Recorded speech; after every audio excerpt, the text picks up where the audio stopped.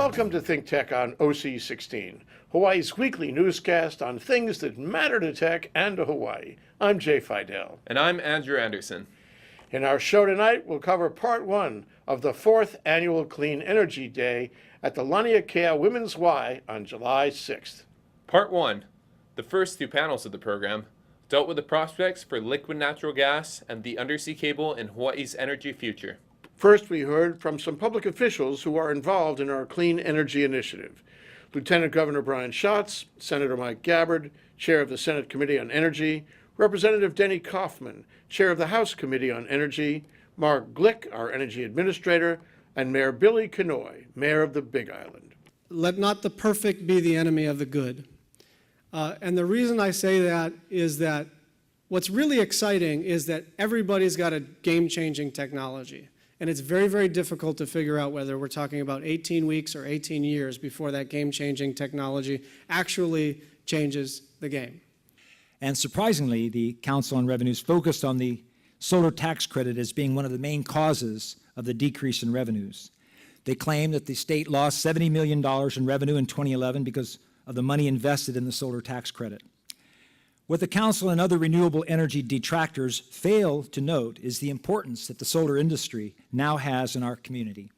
We basically will be sunsetting this tax credit over the next number of years. I think we're going to stick to probably 2018. I think the federal government's 2017, 16, end of 2016. And then we're going to scale down the credit. I think it's currently 35%, and we're going to take it down to 20% within a few years.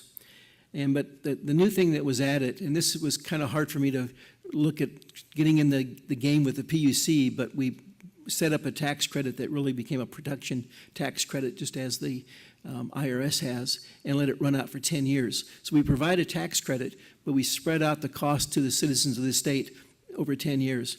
And that turned out to be a good compromise and a win-win for everybody.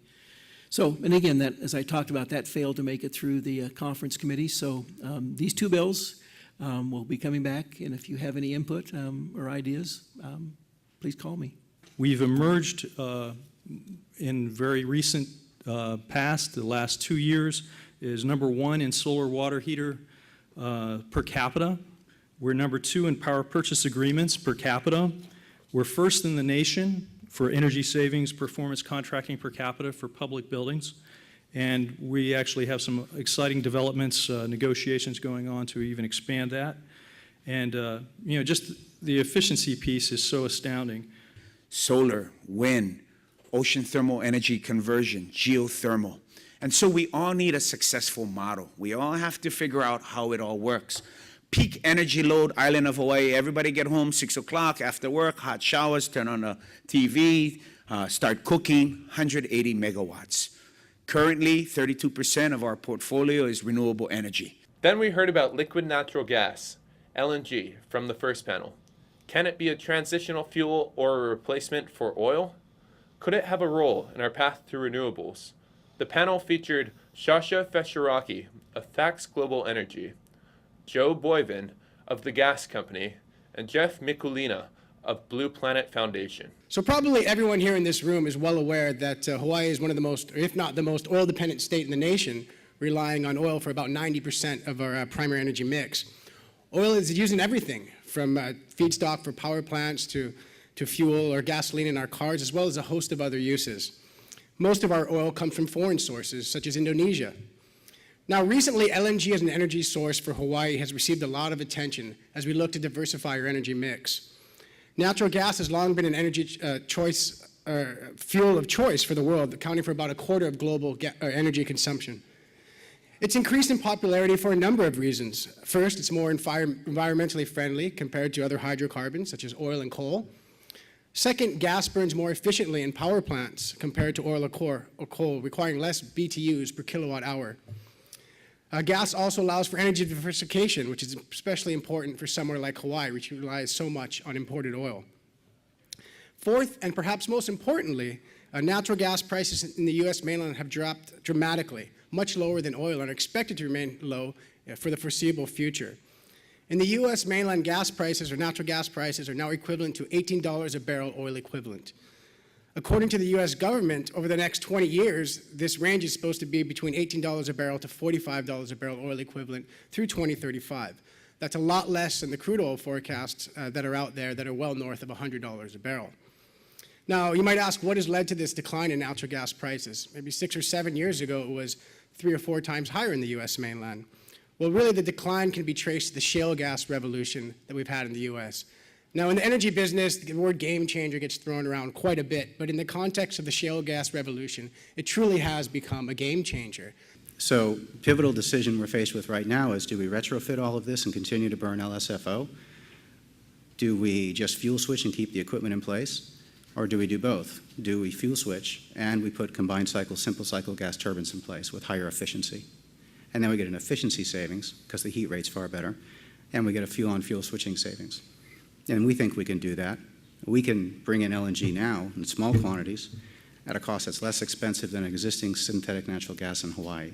And if we can do it in small scale, where there's no economies of scale in bringing it here, these are small 10,000-gallon cryogenic shipping containers brought in on conventional ships, then think what we can do if we were to bring this in economies of scale. And we'll never have a massive tanker like other countries do here, but we can have small tankers, 2 to 4 million gallons, and they exist. One's called the coral methane, and that will work in Hawaii. So big decision right now. How far away are renewables? If that's 10, 20, 30 years out, you're going to continue to burn LSO for an awful long time, and we know what that's going to do.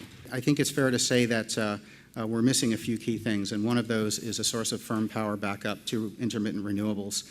Solar and wind are intermittent, and we don't have a firm source of power. We have some temporary sources of backup power, flywheels, batteries, et cetera, but that's in the order of hours and days. What if we didn't have wind or solar for a week or 2 weeks? So that firm source of backup power is what's missing.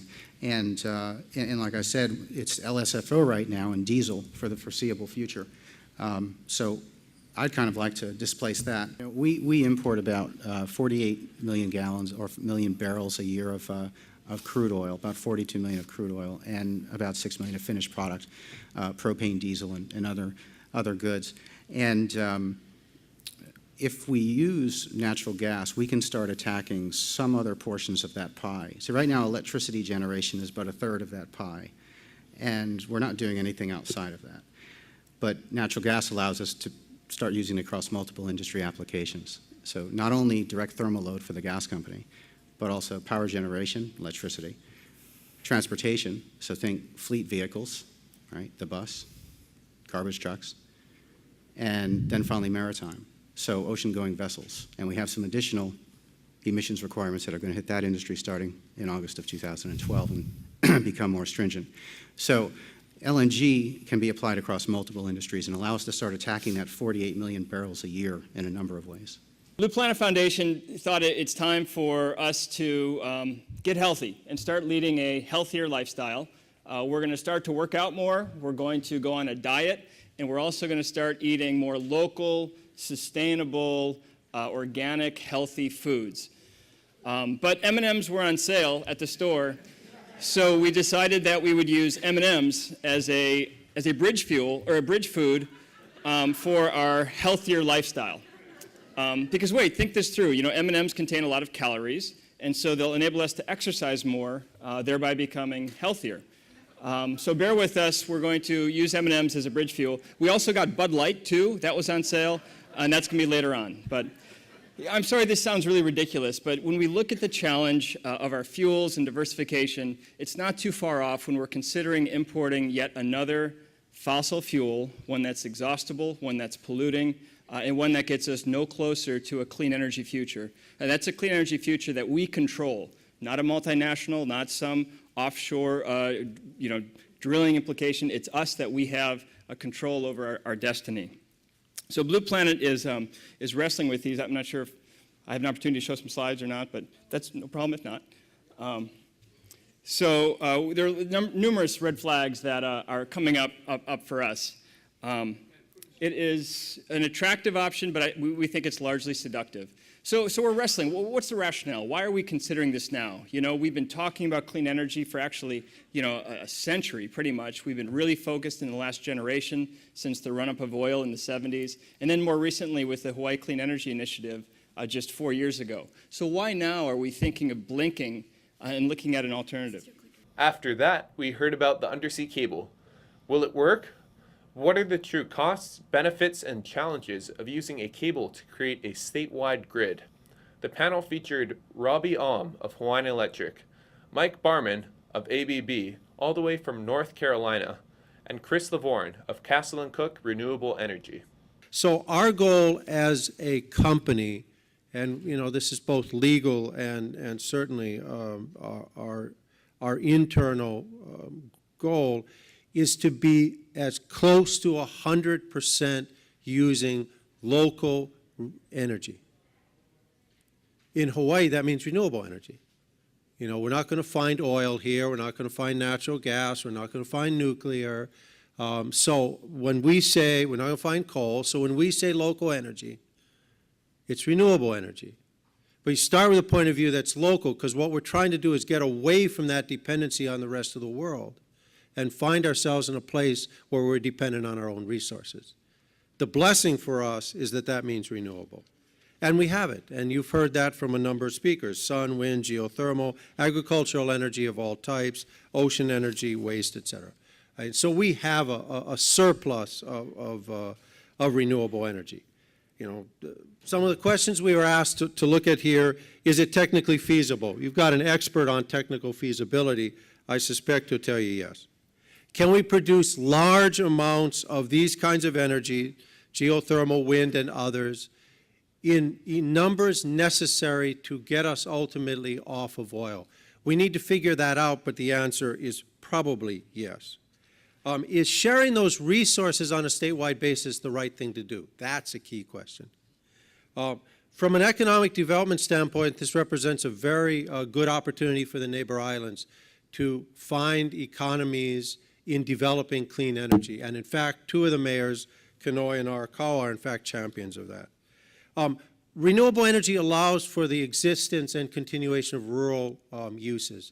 That is why, for example, Ulupalakua Ranch is so strong in the use of wind energy, and you see that across the western United States and Midwest, because farms and ranches have a fine time with wind turbines.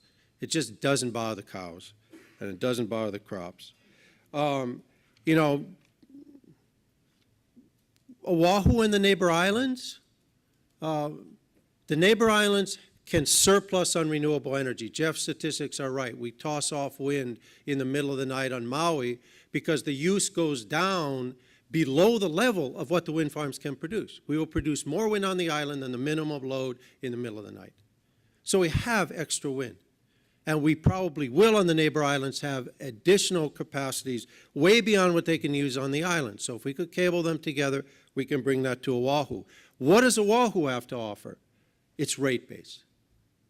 You know, one of the challenges with rural islands is that they don't have the rate base to support their structures. No matter how you do the big island, it will never be inexpensive, because half the cost in that bill is not the generation, it's the wires. Very few people, very large island. The best way to do that is statewide rates. I'm going to talk about the technology.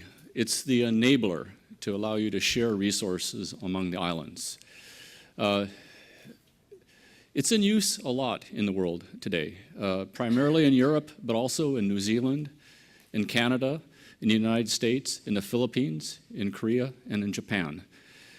Now, when we talk about undersea transmission, for the power levels that are being talked about here in Hawaii, and for the distances that we're talking about here to go to, for instance, Maui County or beyond, we're talking about DC technology. And the reason for that is that the AC cable transmission technology diminishes cumulatively with distance. You basically don't have any headroom when you get a certain distance to deliver the power. So that's one issue. So wherever you see long distance and higher power, whether it's power from shore, power between islands, power to islands, or power between countries with different resources, over a certain distance, over a certain power level, that transmission is DC. The longest cables, circuits, the longest one is between Norway and the Netherlands. It's something like 560 kilometers, roughly 300 miles. It's a 700 megawatt cable. The deepest, 1,600 meters, roughly a mile deep, is between Sardinia and Italy. And there are cable systems carrying up to about 1,000 megawatts. With multiple circuits, you can get higher. So it's in use in the world. The technology, if you look at the system constraints within HECO on Oahu, they have spinning reserve of roughly 180, 200 megawatts, so they have put a constraint. The largest amount of power to be on a single circuit would be 200 megawatts, commensurate with the largest unit. This could be carried on 2 cables, laid close together in a single laying operation. And this would be about the diameter of a bottle of wine, roughly 3 3/4 to 4 inches in diameter per cable. These can be laid together with fiber optic cables. Because it's DC, you need a little bit fancier substation. You have to convert it from AC to DC, and at both ends. And then you have the issue of, so you have the converter stations, the cables, and the control. There has to be a balancing act between the variable wind generation or solar or whatever it may be, the unit generation, the firm conventional generation on Oahu, for instance, and in between you have the balancing act between load and variable resources that have to be tracked by the cable. This can be done by control, but this means not only control of the cable to follow the variable resource, but also perhaps off-peak to do some curtailment. So it's an in-system integration together with the power utility. Larry Ellison buys Lanai. So again, that's probably why the place is packed. You need to time these like this next time. Everybody thought they were going to see Larry. But the second part of this is that Mr. Murdoch, who has been the largest landowner on Lanai, has retained the rights. And Larry Ellison has agreed, as part of that purchase and sale agreement of the island, that Mr. Murdoch can continue through Castle and Cooke Renewable Energy to pursue wind on Lanai. So this is an encouraging thing, that the knowledge base, the background, the investment that's gone into responding to the state's demand for renewables will continue. Pretty simple model. What you do is you take your energy project, figure out some of your basic cost assumptions, and you can plug it in, and it will help you out with what are the impacts of your project. So this is broken up into a construction period and an operational period. During construction, and these are FTEs, so full-time equivalents, the direct and indirect jobs of construction, over 1,000 jobs. Now this is for wind. There's been stats that have been talking about how solar construction represents 20% of all the construction jobs in Hawaii. This is a significant project. During operations, we're looking at 36 jobs. And to put that into perspective, 36 jobs doesn't sound like a lot of jobs. We expect probably 20 of these will be on Lanai, 20 to 30. And I want to throw this out for you to kind of put this into perspective. Aloha Airlines, no more. But when that went away, that was a big deal. I think we all felt that. That was about 800 jobs. It's about 1% of the population on Oahu. Population on Lanai is about 3,000. 20 to 30 jobs on Lanai means a lot. And these are good paying jobs. There are not that many opportunities on Lanai for the children of Lanai to look forward to come back to. We've got the hotels and some smaller industry, but there aren't that many opportunities. Last slide. Figured since we had some good audience here from the state, wanted to point out this does not suck lots of tax credits, right? I think Mike talked about that considerably. Senator Gabbard pointed this out. The state tax is generated, the federal tax is generated. These are monies that can go into state infrastructure. So the takeaway is we've been doing this for a little while. The wind still blows pretty strong on Lanai. We proposed to do this in 2008. We'd very much like to continue to make this happen. We'd like to make it happen sooner than later. But that was only the beginning. The program went on to a third panel dealing with biofuel, and a fourth panel dealing with PV and energy efficiency. We don't have time to cover those panels in this show, but we'll be sure to cover them in our show next week, Clean Energy Day, Part 2.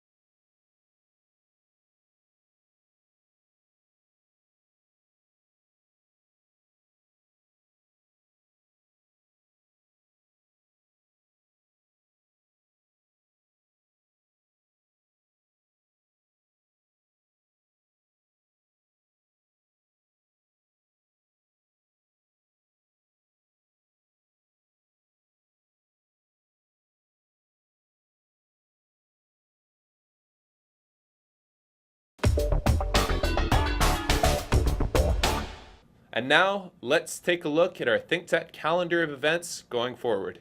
ThinkTech's 4 to 5 p.m. weekday drive time radio series on KGU 760 AM continues this week.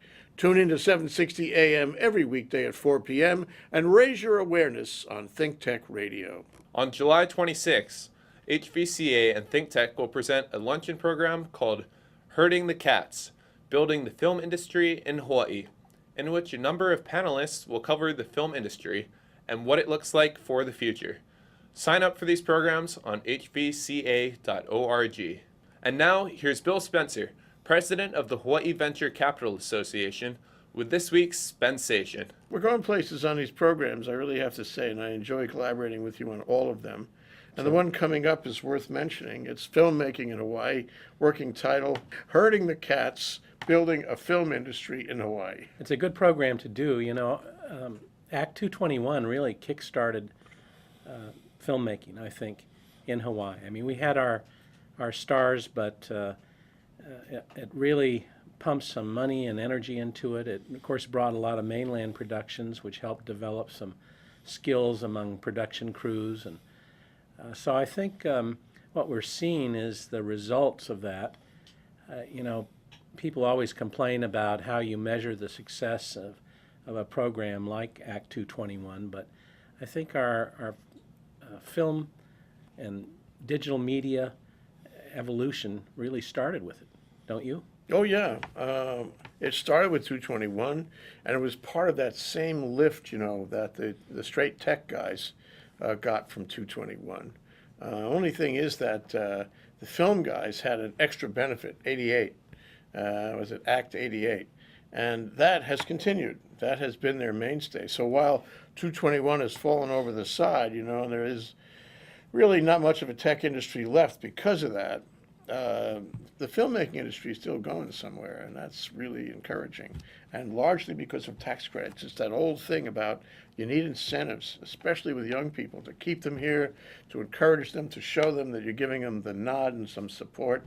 And if you do that, you can build an industry, and that's what we're doing with film. That's why we're having this program about film. Two panels. It's on the 26th of July, coming up soon. Two panels, one on the business side of things, which Jason Lau of Talk Story Productions will chair, moderate. And on the production side, the art side, if you will, we're having Chuck Bowler of the Hawaii International Film Festival moderate. Everybody in these panels is directly involved in filmmaking today, and you'll be able to get the depth and breadth of the industry from watching these two panels work. I'm very encouraged by the fact that we could put this together and that they're interested enough to come around and, you know, talk for the common good and so forth. And I believe that Hawaii is actually, while you watch, developing a film industry. Andrew Anderson and I, coming over to the studio this morning, we stopped at the Y to take some background shots, and they were filming something there. And you know what, Bill? I'd like to see guys filming stuff everywhere. I'd like to see film crews on every street corner doing stuff all the time. This is Hawaii. It's perfect for a film industry. And the cost of entry is really minimal these days with video. You know, you can get set up with video for really not much money.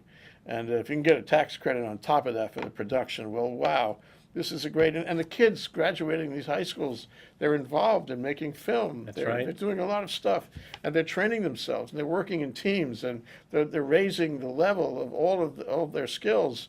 And we have ACM, which is involved in the program on July 26th. So that is the Academy for Creative Media. The bottom line is, I think there's something happening here. Absolutely. I'm glad to see some tangible evidence of the 221 benefit. I think you will also see some tangible evidence on the tech side. You know, tech really hasn't gone away, but given the lack of pump priming, what you've seen is a real slowdown in activity and investing, which may have a negative effect on some companies, but it makes others look to the mainland for resources. But when it comes to film, I think that's where the action is right now, and a lot of young kids are stimulated by it, and I think we're going to see some real interesting things happening. Somehow the activity in the tech industry stimulated the growth in the film industry all around 221 10 years ago. Now the tech industry is not as active as the film industry. Maybe, just maybe, the film industry will stimulate growth in the tech industry. So it's a yin and a yang. Why not, Bill? Why not? Thanks, Bill. All right. We'll be right back to wrap up this week's edition of ThinkTech. But first, we want to thank our underwriters. Thanks to the Scheidler Family Foundation, which supports a number of educational, cultural, and charitable organizations, including ThinkTech. Hawaiian Electric Company and its affiliates Miko on Maui and Helco on the Big Island are deeply committed to the communities they serve. Galen Ho is a senior executive of BAE Systems, a global defense, security, and aerospace company, and CEO of CBI Polymers, a tech company in Hawaii. The High Tech Development Corporation, the state's leading technology agency, attached to the Department of Business, Economic Development, and Tourism. Okay, Andrew, that wraps up this week's edition of ThinkTech. Remember, you can watch ThinkTech on OC16 several times every week. Can't get enough of it, just like Andrew does. For additional times, check out OC16.tv. You bet, Jay. For lots more ThinkTech videos and for underwriting and sponsorship opportunities on ThinkTech on OC16, visit thinktechhawaii.com. Be a sponsor or volunteer and help us reach Hawaii. I'm Jay Fidell. Thanks so much for joining us on ThinkTech. You can watch this show throughout the week and tune in next Sunday evening for our next important weekly episode. I'm Andrew Anderson. Aloha, everyone.